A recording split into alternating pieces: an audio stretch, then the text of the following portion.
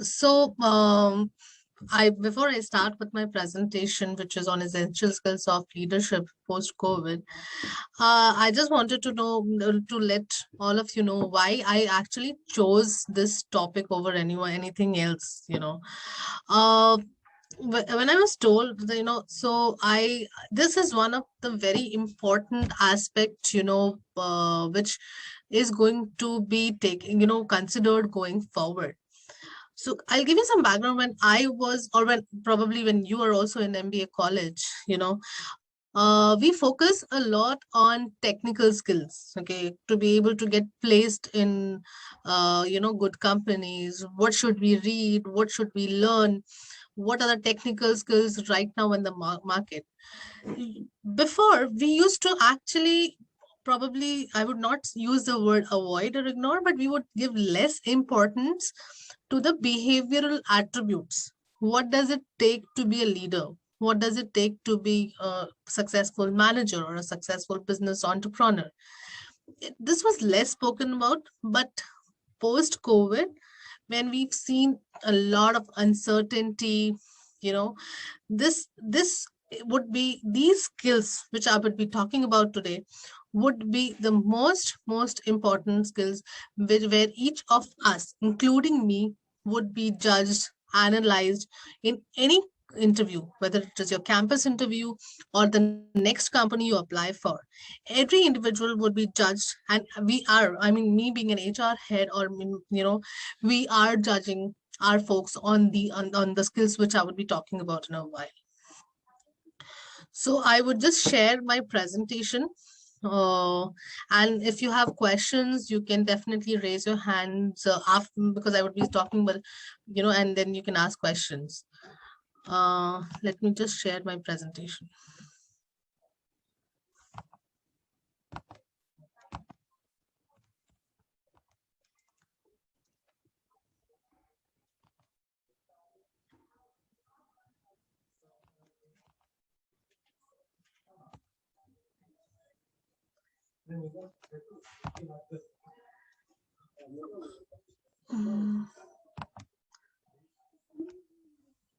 So, can you see my screen? Yes, ma'am. Okay, may please great. Thank you. So before I go ahead, I would just like to, I thank you, Shrikant. So you've already spoken about me, so I would not want to spend a lot of time here. Just want to give a just small background of what I am. Yes, I'm heading HR at Frazo, and I bring approximately 8 years of core HR experience, which is in HR business partner, strategic HR. I specialize more in capability building, HR strategies, people experience and culture. I've worked in multiple sectors, which includes IT, hospitality, now D2C e-commerce, consumer tech company. And it has been, and I've worked as an HR consultant also in different companies, and it has been a great experience so far. Yes, I just got recently recognized, and I passed I passed out of XLRI. So this is a question. I don't know if Srikant sir, they can speak. I really wanted to ask the students, if what actually has COVID-19 taught us? If anybody could answer that, some of the things which COVID-19 taught us.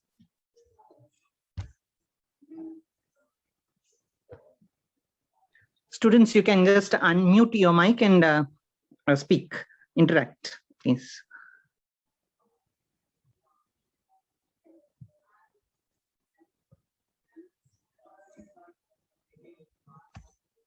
Okay, I can see somebody chatting. A lot of opportunities for the new technologies has come up.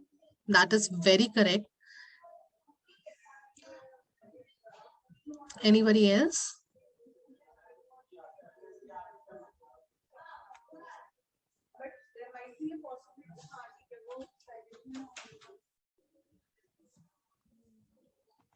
Okay, we will move forward. So some of the things which COVID has taught us is definitely uncertainty. life has become unpredictable, situations have become uncertain. The last 1.5 years, 2 years, we've seen a lot of, lot of uncertainty, situations which we had never imagined, in our life, that there would be a time where everything would come to a standstill. Businesses would stop, nobody would be at the streets, people would be at their homes. We would not be able to meet our friends, our relatives. We just have to be such, in our house. So COVID taught us uncertainty. COVID taught us to be agile. you know Even in these uncertain situations, it taught us to be agile, to not stop, to keep moving forward, and in a very fast pace. It taught resilience. I'm hoping that everybody is agreeing to it. Resilience, the power of not giving up, because a lot of businesses had shut, a lot of business models, business strategies had shut. Successful are those businesses today, or eventually would be successful, are those which have been led by leaders who did not believe in giving up. They changed their strategy, they changed their business model, but they did not believe in giving up. Adaptability. Everyone had to adapt to different situations. Today we were working from office, and managers used to not allow work from home. If suddenly everybody said, know what, let's work from home, because you're not allowed to go even out of your house. We had to immediately adapt to situations. Businesses had to adapt to those situations and figure out the solutions, to basis the uncertain model which had come in front of us. So by this picture, what I mean is flexible leadership. As I said, there was a time when work from home was not an option given by a lot of companies, but the leadership became flexible. They said, okay, yeah, now you have to work from home. Okay, you're not well, your family is not well, understood that situation. And so we saw a lot of flexible leadership, and those businesses are successful today. So now I will talk, what will it take to be a successful leader post-COVID? As I've already said, that it is going to be, these skills would be very important for each and every one of us, because we would be judged and analyzed on these skills, and whoever is able to portray those skills and display those skills, would be very successful. So even for you, it would be very important, because you as young managers would, if you start developing it today, if you start working on these skills today, then you would see the success. You would reach the ladder of success pretty smooth and pretty fast. Moving forward, these are the basic essential skills, which I put down in one slide. These skills were analyzed before as well, but and they would still be analyzed, and it would be expected out of every leader, even after COVID, or any, given any situation. The first is, the very important, which is reliability. How trustworthy you are as a leader, how reliable you are, how many, whether your team, your members are able to rely on you at the time of difficult situation, or at a time when they need you. It would still be very important and relevant today and tomorrow also. The next is honesty. There is absolutely no question about honesty and integrity. This was there, will be there, and is there. But honesty would not mean just, how honest you have been to yourself or to your organization, but with honesty, it would also mean how honest you are to your team members, how honest you are to your company employees. We have definitely seen in COVID, there have been some very successful leaders who came out in public, who came out in front of their employees and said, what, this situation, we are at a difficult situation. Our business is not doing good, but if we do XYZ, we will be successful. So they were honest. They said that they are not able, their business hasn't been is going through a rough phase, but they made and they made sure that their employees are aware of the situation. The reason honesty becomes so important is because it removes the apprehension and uncertainty from each member and each employee's mind. The next is definitely innovation. Innovation is no more a desired skill. That okay, if you are innovative, you will be successful. If you are thinking out of the box, because in management we do learn a lot of innovation and thinking out of the box as something, but it has no more become a desired skill that okay, if you're innovative or if you're creative, you would be successful. It has become a mandatory skill, because today the competition outside has become extremely cutthroat, and one needs to be thinking on their toes. One needs to be thinking out of the box. One needs to be creatively thinking to be able to succeed in the cutthroat competition outside. If you're still the way you have been yesterday, or if your business, or if if your business has still been the same, or which has been yesterday, then definitely there would be a competitor who would be better than you and would be able to overpower you. The next is definitely adaptability. I've already spoken of how important it has become to, it is to be adaptable to any situation, whether somebody, whether there is, competition which has come outside, or the market has, the market preferences have changed, or there has been an economical change or an economic policy change. The leaders have to be adaptable to any kind of situation, any kind of policy change, uh, any kind of employee issue, and be able to come up with solutions. And flexibility, definitely flexibility in terms of understanding, whether one cannot be rigid as the way he was yesterday. Flexibility would become is important and will always be important for any successful leader. So any questions so far?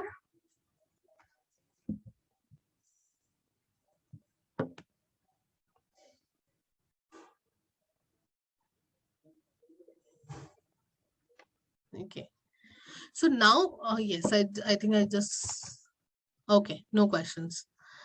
Okay, so now what I would be doing is I would be talking about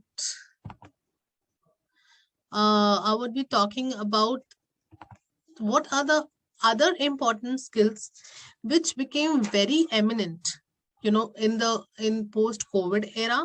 During COVID, we could see being reflected by a lot of successful leaders, and it has become very eminent and very important in the post COVID era.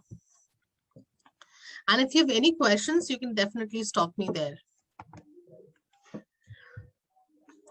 The very first, skill is managing hybrid teams. I am sure by now you would have understood this, because you yourself are, I'm not sure whether your college has come back, but there are still a lot of colleges, who are virtually undergoing, they're completing their course. So you know what hybrid teams mean.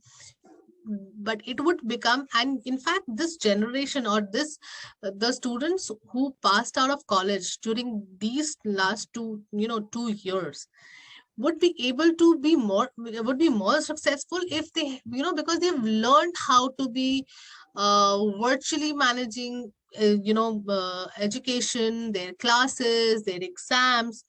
Plus, if you've been a part of committee, how to, if for example, if you or any club in the colleges, you would have learned or acquired the skill to be able to work with those teams, to be able to come up with solutions, to be able to lead those teams. And it would be an advantage for you if you leverage this going forward, when you're in the market, when you're looking for placements, and you're able to, when you get into the corporate. During COVID, it had become difficult for those managers, because again, some of them were not flexible with work from home policy, with, them, their employees working from work, at a distance, or they were working virtually. So that had become difficult, but it is going to be the thing going forward. The companies, the businesses will definitely have hybrid teams. There would be some portion of employees working from office, and there would be some portion of employees, whether it is part-timers, full-timers, freelancers, giggers. There would always be employees who would be working from a distance, or from their home, or remote locations. So excuse me, a successful leader or a successful manager needs to acquire how to manage these hybrid teams. This is a very important skill which I wanted to speak about, because empathy was a less spoken skill till COVID. It was a less spoke, because some managers would follow the stick approach to or some leaders would not believe in empathy. But COVID has taught us how important empathy is there in anybody's life, whether you are at a personal front or whether you're at a professional front. Because we have seen situations, I myself have seen situations where employees are working from home, they are not well, their entire families are down with COVID. That was a testing time for a manager or for a leader to come up, pick up the phone and talk to the employee, understand his feelings, deal with his feelings, and say, what, I understand that you're not going through a good phase, but we are there for you. Empathy has, so that is what is empathy is, to understand your employees, your other person's feelings, and and be able to make sure that you tell them that you're there for them no matter what. And empathy will not be a no more it will no more be a forgotten word. It would still be there, and would be a very important skill which every manager or leader will have to display, and we as HRs would be analyzing in the interviews through different kind of questions, to different kind of behavioral assessments, whether our leaders or managers do display empathy, or whether do they have even empathy in their own capabilities. The next is mental wellness. Again, a very important skill. Mental wellness has been a taboo in India, and it is still there. I would not say that we have it, we have improved. It is still a taboo, because today, if the employee is not feeling well, it means he's physically unwell to be able to, if he's not able to come to work. Today, there is not a situation in most of the companies and most of the organizations where the employee just comes up and says, what, today I'm mentally not feeling well. I'm just not feeling like working today. So can I go home, or can I not work? That is still a taboo. You as young managers, you as leaders, you need to be able to adapt to this mental wellness. Organizations are definitely doing a lot of initiatives on mental wellness and mental health. That would still continue to be there, but it is very important on you, because you will definitely have people reporting to you who are millennials, who are Gen Zs, who will come up to you and say, I'm mentally down, I'm not feeling like working today. How do you adapt to those situations? How do you make sure that your employees are mentally well, and you are giving them that ecosystem, that environment, that they feel, or they feel like coming and talking to you about their mental illness or their mental health? The next is this slide talks about balance of personal and Ma'am, professional. excuse me, ma'am. Yeah. Ma'am, as you said, the organizations are making effort to overcome the mental wellness. Correct. Are there any examples, ma'am, what they are referring? Yes, I will. So that's a very good question. So there are. So I will talk about some of the examples. When COVID was happening, and it is still continuing to be there. We as an HR, I myself have seen that people were not feeling like working because we could see a lot of negativity around in social media. So organizations, what they did was they started doing yoga sessions, motivating sessions, meditation sessions, having a counselor on board. That, for example, if an employee is not feeling well, he can approach a counselor who is beyond any judgment, and he can talk to the counselor about his mental health. These and then doing sessions on in fact, creating awareness, getting doctors, getting specialists on board, and doing talks on them, creating awareness on how important it is to be mentally healthy. And if somebody is not feeling well, how to raise an alarm, how to speak about it, and plus some of the organizations even have to lower the burden, or to create less burnouts and create more a mentally healthy environment. They've done comedy sessions, stand-up sessions, so that our people are, the employees are feeling less burnout, and they are mentally well, and they're able to handle the situations which they're going through right now. Thank you, ma'am. Okay, so the next is acceptance of balance. So by balance, what I mean to say here is, initially in India, and it still is, but it is changing in a very gradual pace, and it will improve definitely. In India, it was considered that the longer you stay after work hours, you are the better employee you are, which means the more you compromise on your personal life, the better you are as an employee. But it is changing, and it will eventually change for the better also. That and you as young managers will have to be able to accept the fact that there are folks who and every individual needs to have a balance between work and personal life. There has to be a balance, whether the employee is working from home, whether the employee is coming to office.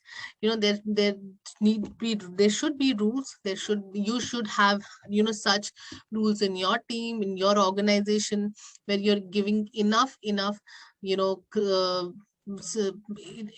freedom to your employees, or enough situations to your employees, that they're able to create a very healthy balance between their work and their personal life.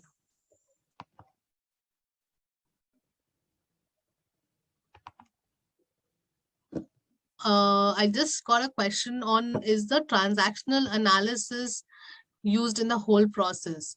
So which process are you talking about, Naga?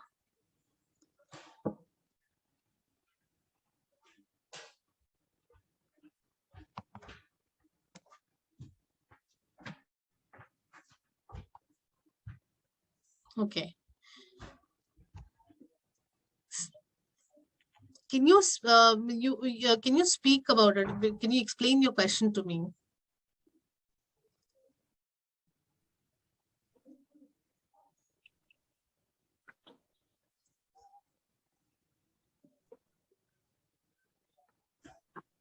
Yeah, Chaitanya, can you please ask the question? Chaitanya, are you there?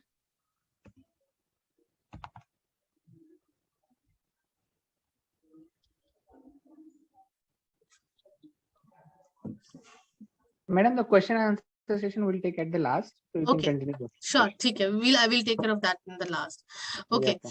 So so I was talking about work-life balance, and so I think I'll move on to the next skill. Again, a very important skill is emotional intelligence, and with emotional intelligence, I mean, my diagram definitely talks about, as leaders, you should have a perfect balance between head, hand, and heart. You have to bring your heart between your head, which means your brains, because we're working with the brains. We sometimes go emotionless when we are at work, especially when we are dealing with large teams and critical deadlines, and hand as in when we are working. But we have to bring up a perfect balance of our heart also in these between head and hand, so that you are able to create again an environment where you're able where your employees feel comfortable to talk to you. And how do you bring emotional intelligence? I've given some examples here, is through communication, you know and through your interpersonal skills. So if you develop a better communication where you're able to take care of emotions, where you're emotionally intelligent, would not mean that you forget about your IQ. IQ is definitely important, intelligence quotients is definitely important, but if emotional intelligence, if you bring a perfect balance of your emotional intelligence with your IQ, then you will, I mean, there is you know no limit for you in terms of your success. Most of the leaders today, if you talk about, you pick up the book, you will find that the most successful leaders today are comparatively higher or emotional intelligence than others. They do have higher IQs also. And how do you develop that? Through good communication, to be able to talk to employees in a tone, in an intonation, in a way that you're able to consider their emotions, your interpersonal skills. And it has again become very important, especially for a distance economy, the hybrid work culture now, where the reason why I say that is because your employees are not able to see your body language or see your facial expression most of the time when they're talking to you. They would either be on the phone or on the virtual, these virtual platforms like Zoom and all. Okay, so it has become very important that your interpersonal skills and communication uh, are able to display that you're emotionally intelligent, and your employees feel comfortable when they're talking to you. Next is upskilling and reskilling. you know uh, in COVID, you have to be in COVID, post COVID, because the competition has become very cutthroat. Your uh, the most of the things which we are working today will become obsolete tomorrow.